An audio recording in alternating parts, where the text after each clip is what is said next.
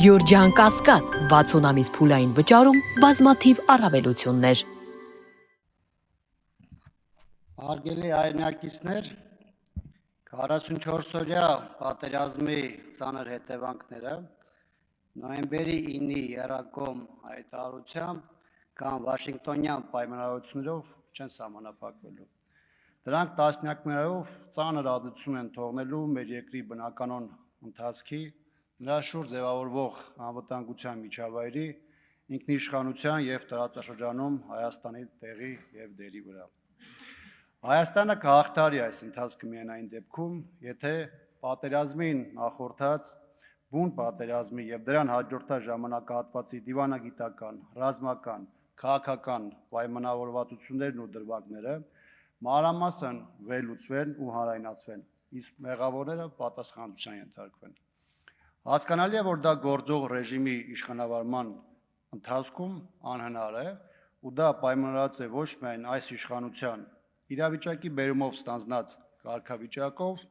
այլ նաև նրանով այս 5 տարիների իրադարձությունները ցույց են տվել, որ կառավարչի միակ նպատակը փաստերի ու իրական գործընթացների սվաղումն է ու պատերազմի ողբերգական ելք ըստ քաղաքական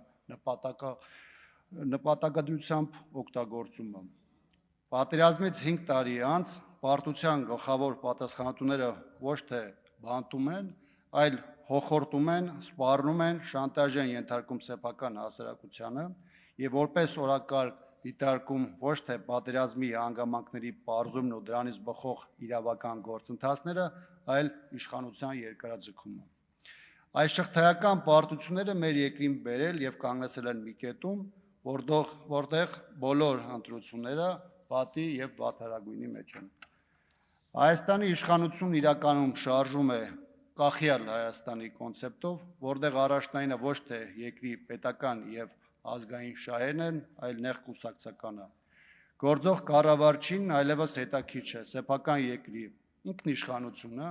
տարածքային ամբողջականությունն ու քաղաքացիների անվտանգությունը, որովհետև դա անորոշ հեռանկարով արդեն արտապատվիրակված է երրորդ կողմին և որում ինքն ունի բացառապես լուռ լսելու և կատարելու գործառույթ։